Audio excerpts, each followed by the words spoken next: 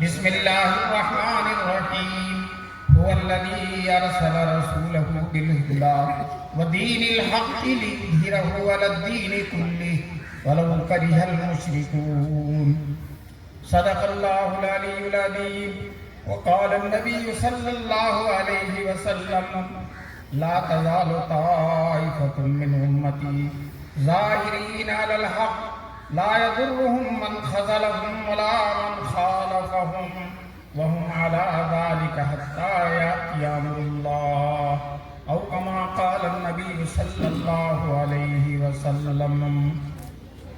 سلام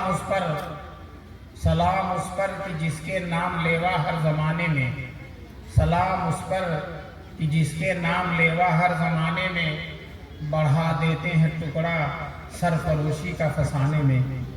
حضرت صدر جلسہ، معزز اور محترم علماء کرام، محترم بزرگوں اور دوستوں، نوجوانان ملت اور بہت دور دراز سے آئے ہوئے عاشقان رسول، علماء کرام سے محبت کرنے والے لوگ اور بڑی کثیر تعداد میں تشریف لائی ہوئی مائیں اور بہنیں بھی آئی. میں آ رہا تھا تو ماشاءاللہ مردوں سے زیادہ عورتیں تشریف لا رہی تھیں. ان کو بھی دین کی بات کا بڑا شوق ہے اور مرد تو بھول جاتے ہیں، یہاں سنتے بازار میں گئے بھول جاتے ہیں، اور مائیں اور بہنیں دین کی باتیں جو سنتی ہیں یاد رکھتی ہیں، اس پر عمل کرتی ہیں، اور جب علم اور علماء کی فضیلت سنتی ہیں تو انہیں تمنا ہوتی ہے کہ ہمارے بیٹے بھی عالم بن جائے، ہماری بیٹی بھی دیندار بن جائے، تو اس کی برکت سے پورے گھر میں، پورے خاندان میں دینداری آ جاتی ہے. ابھی آپ کے سامنے تشریف فرما ہے مولانا نور اللہ صاحب، اس علاقے چمپارن کے بہت بزرگ ہستی ہیں اور اللہ تعالیٰ ان سے دین کا بہت کام لے رہا ہے. مفتی اسلم صاحب جو اس مدرسے کے بانی ہیں اور آپ کے اس علاقے کے اہم ترین عالم دین ہیں، بہترین مدرس ہیں، مقرر ہیں، خطیب ہیں، دین کے خادم ہیں. مولانا نور اللہ کے ذریعے انہوں نے دارالعلوم میں مجھے اطلاع کرائی کہ ہمارے جلسے میں آنا ہے، تو میں ان دونوں بزرگوں کی دعوت قبول کر کے آپ کی خدمت میں حاضر ہو گیا. اللہ ان دونوں حضرات کو جزائے خیر نصیب فرمائے کہ ان کی برکت سے اتنے سارے محبت کرنے والے مسلمانوں سے ملاقات ہو گئی، اور آپ کو دیکھ کر میں خوش ہو گیا اور مجھے دیکھ کر مجھے امید ہے کہ آپ بھی خوش ہو گئے. ابھی بہت دیر سے آپ دارالعلوم دیوبند کا تذکرہ سن رہے ہیں. دارالعلوم دیوبند ایک ایسا ادارہ ہے کہ آج پوری دنیا میں الحمدللہ رسول پاک صلی اللہ علیہ وسلم کے دین کا سب سے بڑا خادم ہے، حضور پاک کے دین کا سب سے بڑا خادم ہے. آج ہر سال 1500-1200 عالم پیدا کرتا ہے، 50-60 مفتی پیدا کرتا ہے، مفسر پیدا کرتا ہے، اور حافظ قاری تو بے شمار پیدا کرتا ہے. دوستو، اور دیوبند کا ایک عالم جس علاقے میں چلا جاتا ہے الحمدللہ پورے علاقے میں دین کی بیداری پیدا ہو جاتی ہے، دین کی لہر دوڑ جاتی ہے.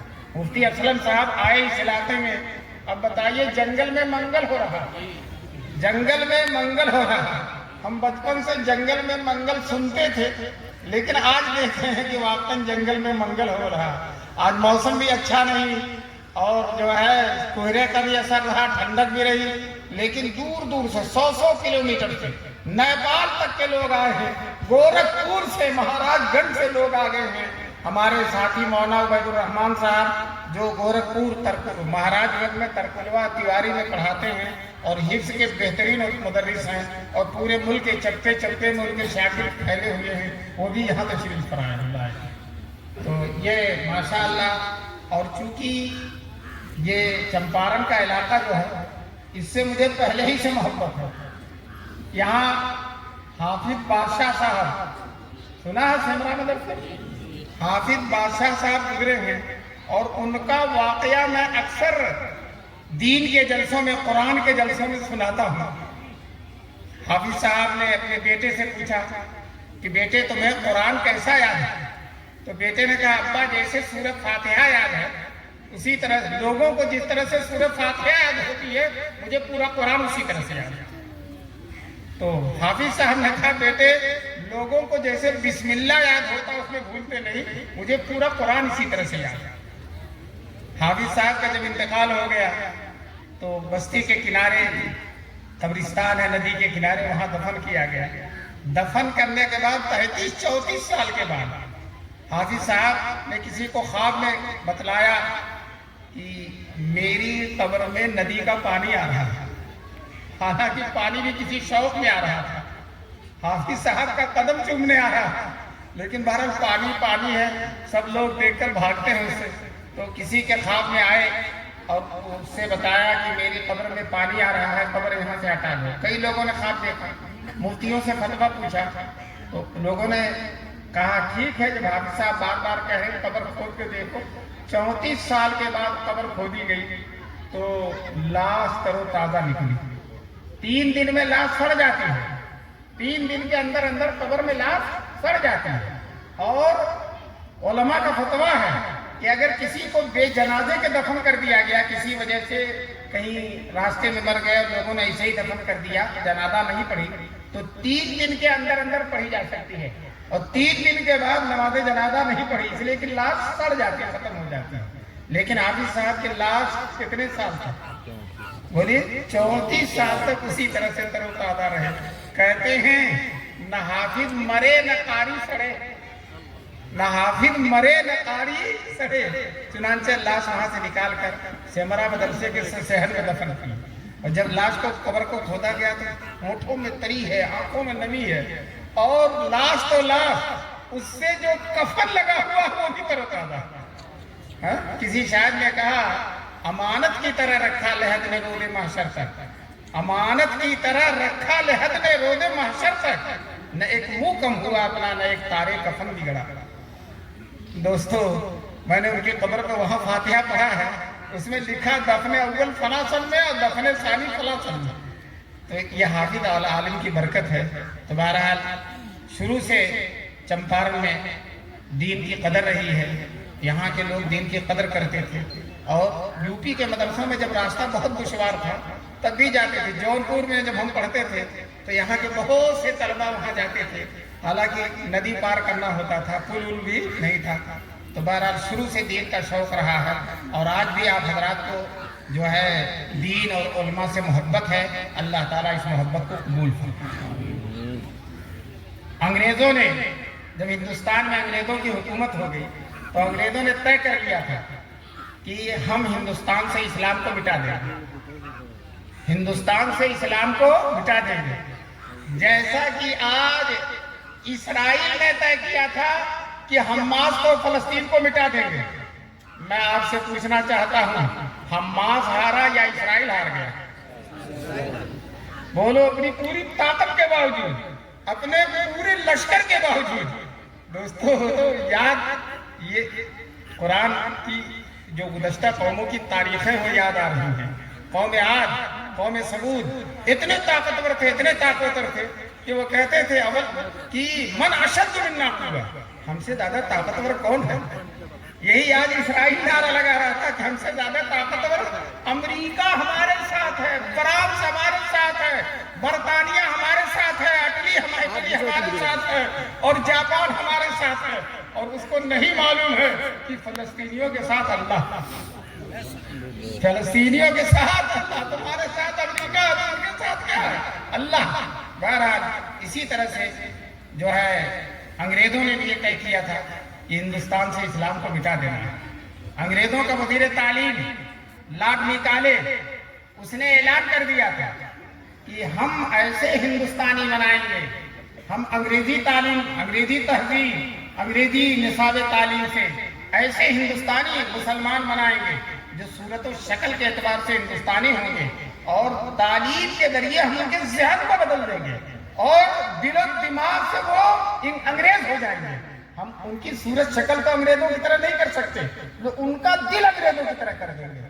دوستو یہ انگریز نے اپنی حکومت کے نشے میں اعلان کیا تھا، اللہ نور سے بھر دے بزرگان دیوبند کے قبروں کو، یہ فقیر لوگ، یہ اللہ والے لوگ، یہ ٹاٹ اور گوریے والے لوگ ادھر تخت و تاج والے لوگوں نے اعلان کیا تھا کہ ہم ذہن و دماغ کے اعتبار سے انگریز بنا دیں گے، ان اللہ والوں نے اعلان کیا، بڑی عاجزی کے ساتھ، تواضع کے ساتھ، اللہ پر توکل کے ساتھ اعلان کیا، ہم ایسے ہندوستانی بنائیں گے جو صورت و شکل کے اعتبار سے ہندوستانی ہوں گے اور ذہن و دماغ کے اعتبار سے مکی اور مدنی ہوں گے۔ بتاؤ مسلمانوں، ہم مکی اور مدنی ہیں کہ نہیں ہیں؟ ہم مکی اور مدنی ہیں کہ نہیں؟ ہر مسلمان کہتا ہے دکھا دے یا الہی وہ مدینہ کیسی بستی ہے جہاں پر رات دن مولا تیری رحمت برستی ہے۔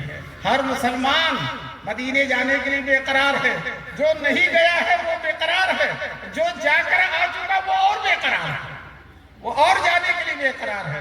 دوستو الحمدللہ یہ علماء دیوبند کی برکت ہے کہ آج ہم مکی اور مدنی ہیں، یہ ممبر و محراب ہیں، قال اللہ قال رسول کی صدائیں ہیں، چپے چپے میں مدرسے ہیں، گاؤں گاؤں میں گھر گھر میں حافظ ہیں، یہ سب کے سب ہمارے علماء دیوبند کی برکت ہے۔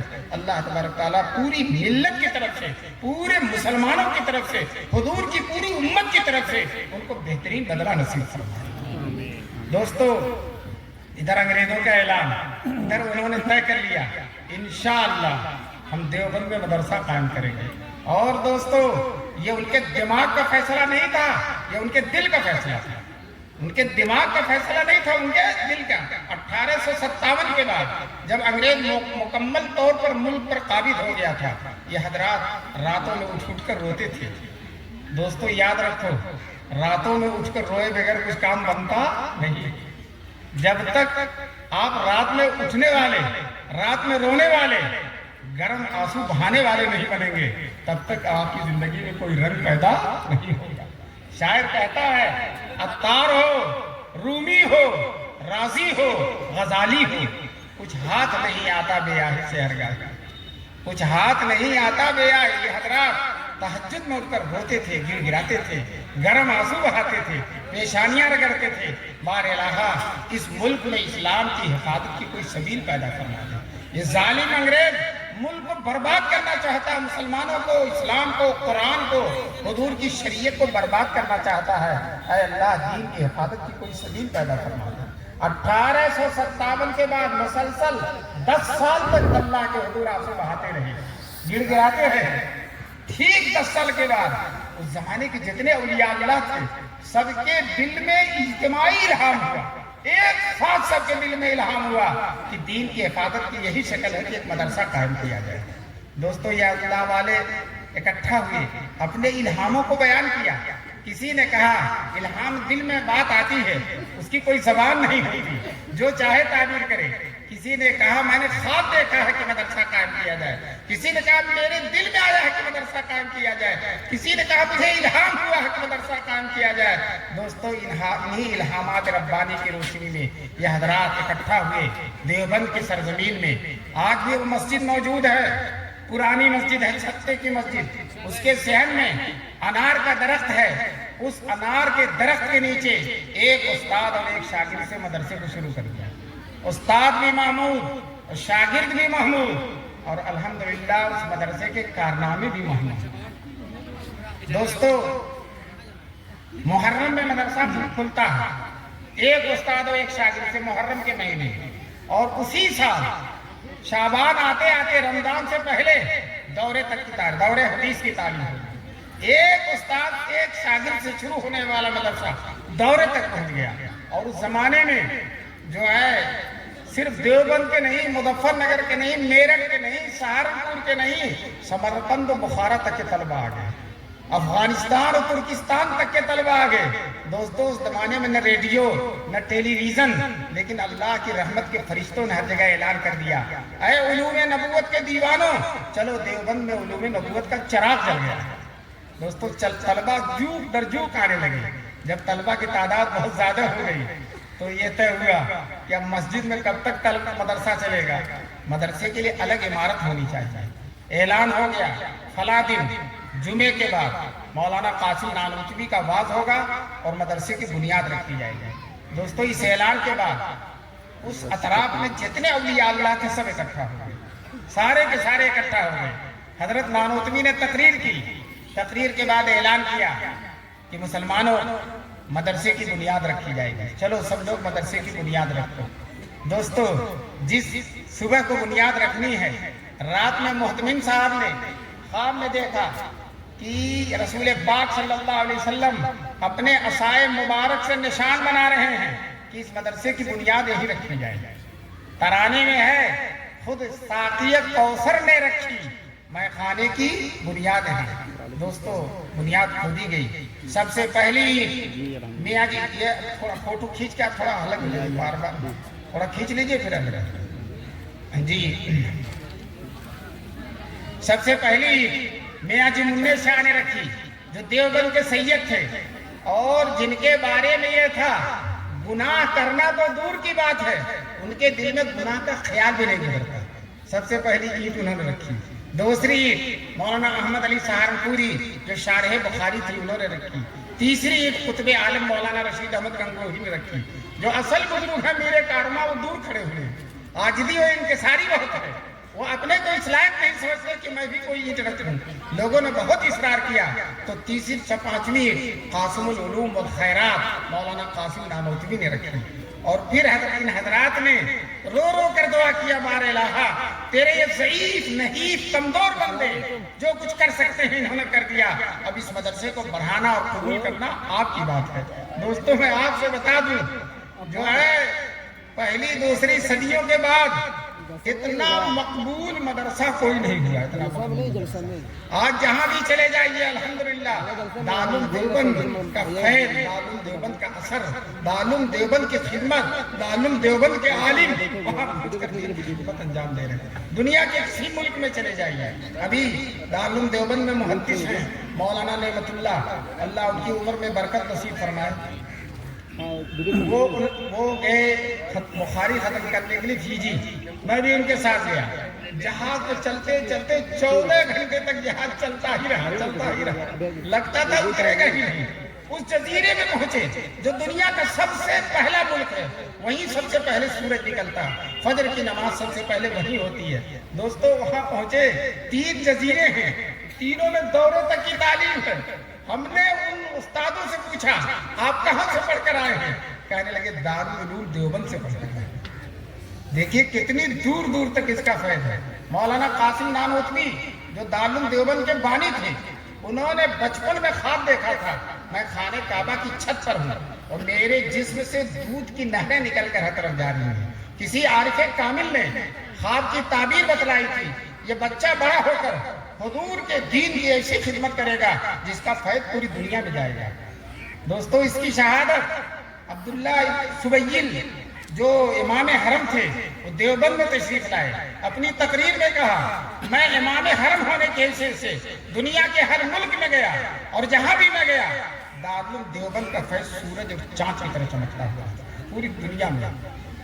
آپ کا یہ مدرسہ الحمدللہ اسی مدرسے کا فیض ہے، اسی کی تجلی ہے، اسی کا پرتو ہے، اور دنیا میں چپے چپے میں جتنے مدارس ہیں سب اسی کا فیض ہے۔ دوستو، یاد رکھو، دارالعلوم دیوبند سے پہلے مدرسے ہوتے تھے، لیکن کوئی نواب صاحب چلاتے تھے پورا مدرسہ، کوئی رئیس صاحب چلاتے تھے، کوئی وزیر صاحب چلاتے تھے، کوئی بادشاہ صاحب چلاتے تھے۔ اس کا نقصان کیا تھا؟ جس دن وزیر صاحب ناراض ہو گئے، 5 منٹ میں مدرسہ بند، کمروں میں تالا لگوا دیا، مدرسین سے کہا تنخواہ نہیں دیں گے، طلبہ سے کہا جاؤ اب کھانا نہیں ملے گا، مدرسہ بند۔ اللہ تبارک تعالیٰ بہترین بدلہ دے مولانا قاسم نانوتوی کو۔ انہوں نے جب مدرسہ کھولا تو یہ اصول بنایا، 8 اصول، ان میں ایک اصول یہ بھی ہے کہ دارالعلوم دیوبند کسی بادشاہ، کسی حکومت، کسی وزیر، کسی رئیس، کسی کارخانے، کسی فیکٹری اور کسی مستقل ذریعہ آمدنی پر بھروسہ نہیں کرے گا، اللہ کے توکل پر اس مدرسے کو چلایا جائے گا۔ دوستو، عام مسلمانوں کے چندے سے، اور اس کے بعد اس سے پہلے مدرسے تھے لیکن ہم لوگ چندہ نہیں دیتے تھے، بادشاہ چلاتے تھے۔ یہ جو ہم لوگوں کو چندہ دینے کا موقع ملا، توفیق ملی، یہ علماء دیوبند مولانا قاسم نانوتوی کی برکت ہے، ایک بہت بڑی توفیق ہے۔ یہ چندہ دینا یہ نہیں ہے کہ آپ کا پیسہ چلا گیا، بلکہ آپ کا پیسہ اللہ کے ہاں مقبول ہو گیا۔ مقبول ہو گیا۔ دوستو عام غریب مسلمانوں کے چندے سے پیدا مدرسہ جو چلے گا، یاد رکھو مدرسہ کبھی بند نہیں ہو۔ ہمارے یہاں ایک مدرسہ تھا، میں نہیں بتاؤں گا ہمارے یہاں کہاں غیبت نہیں ہو جائے گی، غیبت ہو جائے گی۔ ایک مدرسہ تھا اور سارا پیسہ کویت سے آتا تھا، اور کویت پر عراق نے حملہ کر دیا تو مدرسہ ہی بند ہو گیا، مدرسہ ہی بند ہو گیا۔ اور مدرسے میں جو کار تھی، جو ٹریکٹر تھا، جو موٹر سائیکل تھی، وہ سب بیچ کے مدرسے کا خرچہ نکالنا پڑا۔ مولانا قاسم نانوتوی نے کہا کسی ایک ذریعے پر بھروسہ نہ کرو، عام غریب مسلمان سے گاؤں آج بھی الحمدللہ دارالعلوم دیوبند اتنا بڑا ادارہ ہے، لیکن گیہوں وصول کرنے کے لیے، جو وصول کرنے کے لیے، اور اسی طرح سے دھان وصول کرنے کے لیے سینکڑوں لوگ دارالعلوم کے گاؤں میں پھیل جاتے ہیں۔ دوستو یہ بانی دارالعلوم مسلمان جو محنت سے کماتا ہے، اس میں بڑی برکت اس کو جو دیتا ہے، بڑی برکت ہوتی ہے، حلال میں بڑی برکت ہوتی ہے۔ دوستو یہ جو مولانا قاسم نے کہا، بچے جو کالجوں میں پڑھ رہے ہیں، نوجوان ہیں، اس کو مان رہے ہیں۔ اس پورے چمپارن میں اور اسی طرح سے پٹنہ میں، گورکھپور میں اور ملک کے چپے چپے میں اس گمراہ کے ماننے والے موجود ہیں۔ دوستو جانتے ہیں اس گمراہ کو اگر کسی نے مان لیا، وہ اپنے کو مہدی ہونے کا بھی دعویٰ کرتا اور عیسیٰ ہونے کا بھی دعویٰ کرتا۔ میں آپ سے بتانا چاہتا ہوں کہ جو مہدی نہ ہو اور مہدی ہونے کا دعویٰ کرے، عیسیٰ نہ ہو اور عیسیٰ ہونے کا دعویٰ کرے، وہ مسلمان نہیں رہ جاتا، وہ کافر ہو جاتا ہے، وہ کافر ہو جاتا ہے۔ تو اب اس کو مہدی جو مان لے گا یا اس کو عیسیٰ جو مان لے گا، دوستو وہ بھی مسلمان نہیں رہ جائے گا۔ حضور کے دامن سے اس کا ہاتھ چھوٹ جائے گا، اس کے ہاتھ سے حضور کا دامن چھوٹ جائے گا، وہ کچھ بھی نہیں ہوگا، نہ اللہ کا ماننے والا، نہ رسول کا ماننے والا، نہ حضور کا امتی ہوگا، نہ حضور کی شفاعت ملے گی، نہ حضور کے مبارک ہاتھوں سے آب کوثر ملے گا۔ میدان محشر میں حضور اس سے سخت ناراض ہوں گے اور کہیں گے سوقن سوقن، اسے میری محفل سے دور کر دو، میرے سامنے سے دور کر دو، میرے حوض کوثر سے دور کر دو۔ دوستو ایسے گمراہ لوگ ہمارے ماحول میں پنپ رہے ہیں، آگے بڑھ رہے ہیں۔ ہماری ذمہ داری ہے کہ اپنے ماحول کو اس طرح کے لوگوں سے بچائیں۔ آج کل ہمارے نوجوان جو بہت زیادہ موبائل لیے رہتے ہیں ہاتھ میں، وہ احمد علی انجینئر ہے، محمد علی مرزا انجینئر، انتہائی جاہل شخص، وہ قرآن نہیں جانتا، حدیث نہیں جانتا، اور دین کے موضوع پر آنکھ مٹک کے تقریریں کر دی، بالکل جاہل ہے۔ اور ہمارے کچھ نوجوان اس پر فریفتہ ہیں، اس کو فالو کر رہے ہیں، اس کی بات مان رہے ہیں۔ دوستو جو کہا مثل مشہور ہے، نیم ملا خطرہ ایمان، نیم طبیب خطرہ جان، آدھا حکیم اگر ہے تو جان کا خطرہ ہے، اور آدھا ملا ہے تو ایمان کا خطرہ ہے۔ اور یہ انجینئر علی انجینئر جو ہے، یہ آدھا ملا بھی نہیں ہے، آدھے سے بھی بہت کم ملا ہے۔ تو دوستو یہ تو ایمان کا خطرہ ہے۔ مجھے ایک واقعہ یاد ہے، ایک حکیم تھے، جب قبرستان سے گزرتے تھے تو اپنی آنکھ پر پردہ ڈال لیتے تھے، چہرے پر پردہ ڈال لیتے تھے۔ لوگوں نے کہا کیا بات ہے، جب قبرستان سے گزرتے ہیں چہرے پر پردہ ڈال لیتے ہیں؟ کہتے ہیں اس قبر کے مردوں سے مجھے شرم آ رہی ہے، سب میری دوا کھا کے مرے ہیں، میری دوا کھا کے مرے ہیں۔ تو دوستو جس طرح سے اس حکیم کی دوا کھا کر لوگ مرے ہیں، اسی طرح سے علی انجینئر جیسے نیم ملا کے مسئلے پڑھ کر، اس کے فتوے پڑھ کر، اس کی تقریریں سن کر لوگ اپنے ایمان کو برباد کر رہے ہیں، اپنے ایمان کو۔ نوجوانوں ہاتھ اٹھاؤ کہ ان انجینئروں سے ہم دین نہیں سیکھیں گے۔ کہتے ہیں نہ کتابوں سے، نہ وعظوں سے، نہ زر سے پیدا، دین ہوتا ہے بزرگوں کی نظر سے پیدا، دین بزرگوں کی نظر سے پیدا۔ اللہ والوں کو دیکھو، ان دنیا داروں کو دیکھو، یہ صحابہ کو جو گالی دے رہے ہیں، ان کے منہ سے کبھی ہدایت نکل ہی نہیں سکتی، ضلالت کی گمراہی ان کے اندر، ضلالت کی گندگی ان کے منہ سے ملے گی۔ یہ انجینئر صحابہ کو گالی دیتا، علماء دیوبند کو گالی دیتا۔ دوستو یاد رکھو، جو علماء دیوبند کو گالی دے، علماء دیوبند وہ لوگ ہیں کہ جب ان کا ذکر ہوتا ہے تو رحمت اترنا شروع ہو جاتا ہے۔ ان ذکر ہی تتنزل الرحمہ، ان کے ذکر کے وقت رحمت اترتی ہے۔ ابھی میں آپ کے سامنے علماء دیوبند کا ذکر کر رہا تھا، بتاؤ لطف آ رہا تھا کہ اللہ کی رحمت اترتی ہے۔ اور یہ شخص علماء دیوبند کو گالی دیتا ہے، بتاؤ علماء دیوبند کو گالی دینے والا ہدایت پر رہ سکتا؟ نہیں رہ سکتا۔ اس لیے ان سب لوگوں کی باتوں کو نہیں سننا ہے، علماء کی باتوں کو سننا ہے۔ دین جو بڑے بڑے علماء ہیں ان کی کتابیں پڑھیے. آپ حکیم الامت مولانا اشرف علی تھانوی کی کتاب پڑھیے, مولانا زکریا صاحب کی کتاب پڑھیے, اور اسی طرح سے بڑے بڑے جو علماء ہیں ان کی کتابیں پڑھیے. ان گمراہوں کا نہ واز سنیے, نہ ان کی تقریر سنیے, نہ ان کی کتابیں پڑھیے. دوستو, چونکہ ابھی اناؤنسر صاحب نے بتایا ہے کہ یہ تو آپ کو دیکھ کر بشاشت آ گئی, میں نے رات بھر کا جگہ ہوا. جہاز آنا تھا گورکھپور, وہ کینسل ہو گیا تو پٹنہ پہنچ گیا, پٹنہ کے جہاز سے, اور وہاں سے چل کر 3 بجے بگھا پہنچا, اور فجر کے بعد پھر یہاں آ کر 12 بجے آپ کی خدمت میں پہنچا. اور میں نے مفتی اسلم سے کہا تھا کہ 10-15 منٹ تقریر کر دوں گا. انہوں نے کہا نہیں, تھوڑی سی بڑھا کے کریے گا, بہت دور دور سے لوگ آئے ہیں. تو آپ کی رعایت میں نے اتنی دیر تقریر کر دی. اللہ تعالیٰ جو کچھ بھی میری زبان سے اللہ نے کہلوا دیا ہے, اللہ تعالیٰ ہم سب کے دلوں میں اس کو اتار.